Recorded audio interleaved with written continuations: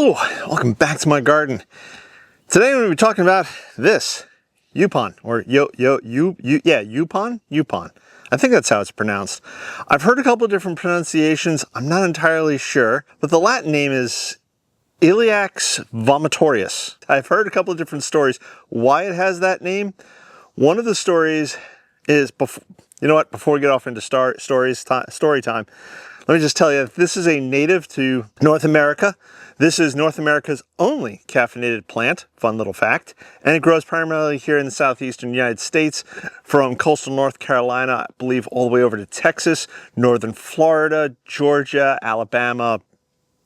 I'll put a map here up on the screen. You guys get the point. It is a very hardy plant. It can take its feet being soaked in water.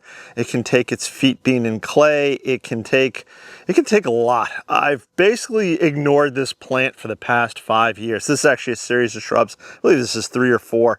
I wanted to grow this plant because it is native here to the southeastern United States.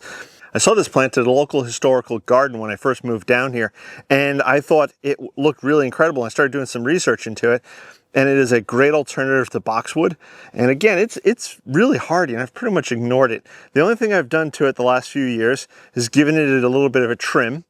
It's supposed to grow to about 4 feet tall, which is about roughly the height of this fence, which I'm hoping it does get to one day because I really don't want to see the fence. That was part of the goal, is that all the boxwoods and the Yaupon that I plant around this will eventually hide the fence so I don't see the fence, because the fence to me it's not pretty, but it's necessary to keep the deer out. Back to the stories that I was about to tell you. One of the stories is that some early colonists had witnessed some Native Americans who were using this as teas, ceremonial teas, something along those lines, and they witnessed the Native Americans throwing it up, and thus that's where the vomitoria came in from. The other story I heard, because this is North America's only caffeinated plant, and because this is such a hardy plant and does grow well, theoretically this could pose a threat to the East India Trading Company. East India Trading Company, being English, didn't want this plant to compete with its Asian teas, so they had the name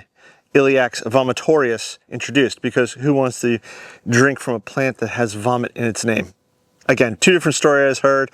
I haven't been able to really confirm either or with 100% accuracy, so if you guys have any good sources as to the name of this, please let me know in those comments below. But I thought for today, I'm going to give this a quick trim, and then I'm going to show you a few other things that I'm doing with this plant and my future plans with Yaupon. Before I start trimming, I did do some homework on this. They say you should trim it, I think it's in the spring, but here we are in the fall, and right now you can see this is a dwarf variety, by the way. I don't know if I mentioned that earlier, but this is a dwarf variety. Oops, spiderweb. This is a dwarf variety, and they naturally go mounding, and that's what this one's doing, but I want to keep this one trimmed up like a boxwood hedge. So that's what I'm going to do real quick. I'm just going to give this a quick trim, and just to explain my thinking here, I don't want this to be deeper than really 2.5 feet. So I'm going to give the sides here a pretty hard trim, but the top just the lightest of touches, because again, I want it to go upwards. But I do want to take off maybe a little off the top just to help maybe promote some of that upward growth, theoretically. If you think I'm wrong or have any comments, please leave them below.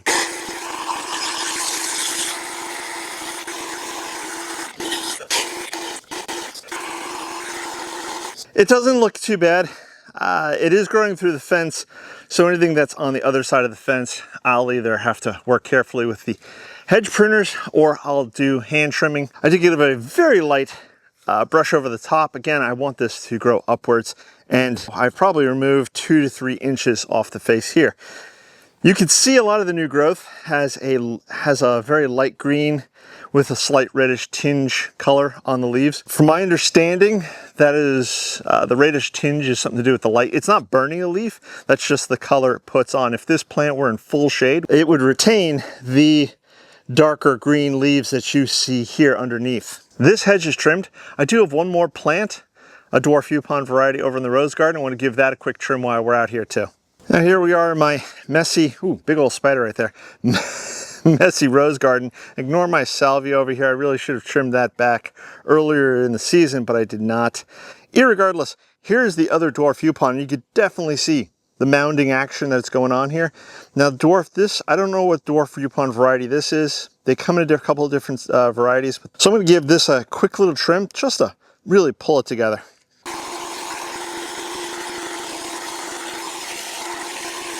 So I think that's going to do it for this one. And as I mentioned earlier, it is North America's only caffeinated plant, which is pretty neat. And if you do a search on the interwebs for Yaupon, then you will find a plethora of websites that will talk about making teas out of it, or they will be selling you the ingredients for teas. Well, that's pretty neat. I myself haven't tried. I think I know of a gardener out there who would definitely try it, I think. Croc Gardener, if you're listening, this might be something you might be interested in. Because it only grows in sort of a narrow band across the United States, that doesn't mean you can't necessarily grow it elsewhere in the United States. It probably just means that it's not as cold hardy or tolerant of, again, freezing ground. So I'm guessing if the ground freezes, it's going to kill the roots, which is not a good thing.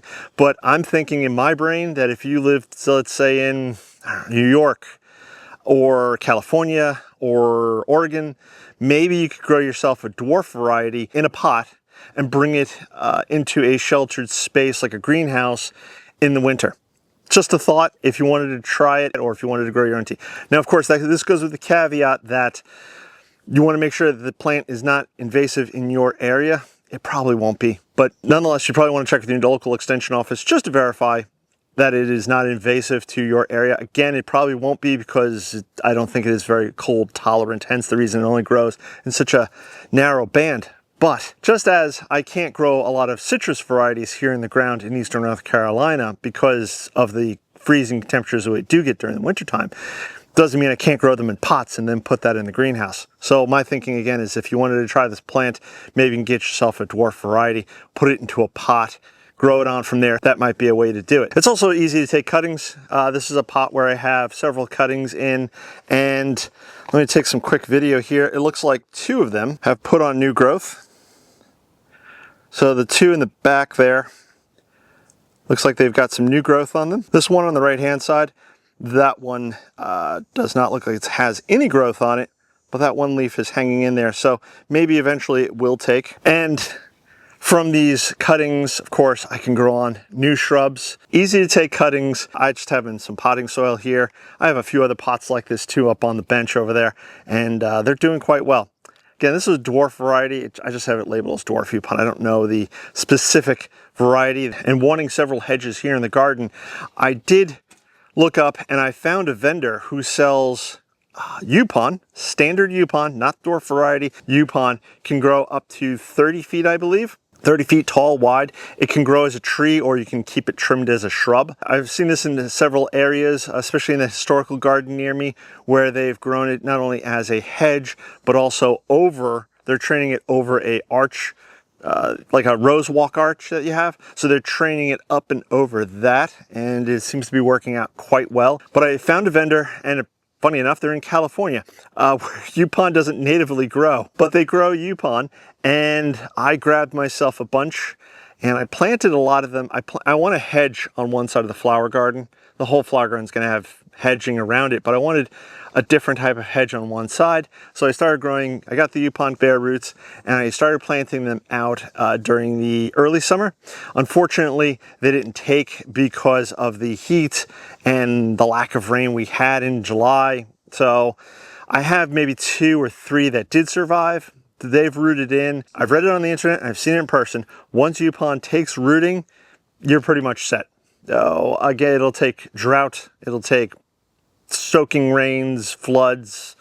Obviously, it's not going to want to be underwater for too long, but it's a durable plant. It's a strong plant, and I have a trouble spot in the garden where I want to grow a hedge, where I want to put a hedge. I was looking at all sorts of different plant solutions, but now I think I'm going to wind up putting Yaupon in that location because it can grow in full shade, it can grow in part sun, it can grow in full sun, very durable, can take its feet getting soaked for short periods of time. So I think that's going to be the answer.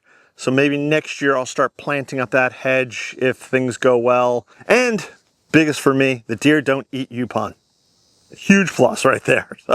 So if you haven't tried Yaupon, or if you're interested in Yaupon, or if you even think about you want to try Yaupon teas, just do a quick Google search, look around the interwebs, find yourself some Yaupon, and then go from there. So with all that being said, I'm going to catch you guys on the next one. Bye-bye.